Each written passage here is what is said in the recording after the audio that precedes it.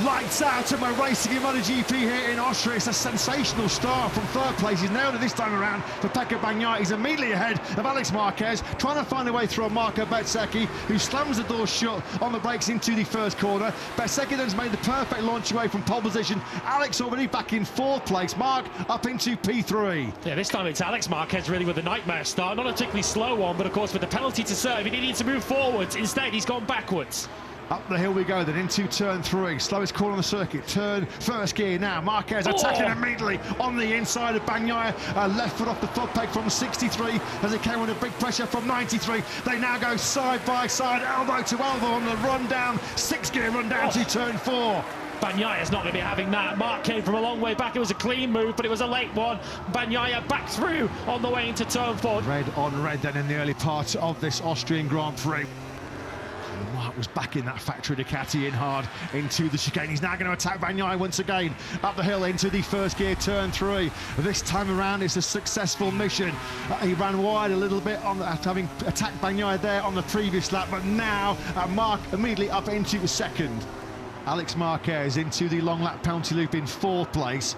He's going to drop back in front of reigning world champion Martin. There's a bit of David on the circuit further back. So back out on circuit, Alex Marquez in 11th place. Yeah, I think that will be a couple of lower than that because Martin and Morbidelli passed him on the way out. So I think he'll be 13th now, Alex Marquez, as Martin having recovered off the track. Here comes Alex Marquez, looks straight back through on Morbidelli and Martin. Surely there's not enough room for 4 of them into turn 3, and it's Martin that gets mugged. So somebody has gone down. It's Martin, the reigning world champion, out of 15th place. Let's have a look. We're on board with Martin. Let's have a listen. Turn 7. Yeah, he just picked up the throttle and he's going through 7. Multiple rolls, you fear, through the gravel trap. Bagnaia now has got some serious bother. Big bother. Gets his right leg clipped in the braking zone there, doesn't he, almost, Bagnaia. The big bother came not just from Acosta, but also from Aldeguer. It's coming, it is coming. Oh, he darts to the inside line there. I think Bezzecchi just charging that little bit hot. He's compromised his exit speed on the factory Aprilia. They go side by side, but for the first time then here in this Grand Prix of Austria, Marc Marquez decides it's his moment. He hits the front. Marco Bezzecchi tries to respond, going through 4 and 5. Bezzecchi gets that rear squirming underneath him on the RSGP. He is going toe-to-toe with Marc. Just listen to the noise of the crowd. This is brilliant by Bez. What a move that was, going through turn 6. He's going to pick up some slipstream here down the 810-metre start-finish straight. He goes side by side with the factory Aprilia. He levels Bezzecchi in the braking zone. Bezzecchi really does try to tough it out on the outside, but Marc has got through. Marc back in the ascendancy.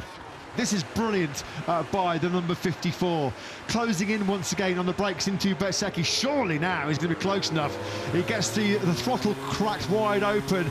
Can he somehow find a way through up the hill into turn 3? Yeah, he's going for it. He's having a look on the inside of Bezzecchi. He's made that move, runs Bez out to the paintwork. The classic block pass there from Aldeguer. Immediately after passing Bezzecchi, he just took 2/10 out of Marc Marquez through sector 3. So the gap now through sector 2 is 1.1 seconds, and Fermin Aldeguer has now no one between himself and the 93, and it's Marc Marquez's Spielberg jinx going to strike again in the most unlikely of circumstances.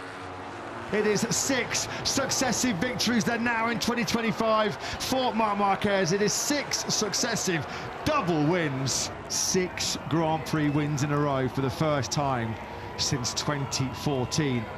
He's not just the king of the Saxon ring. This year he is the king of the Red Bull ring. One of the great unanswered questions of Marc Marquez's career has now been answered. His first victory at the Red Bull ring.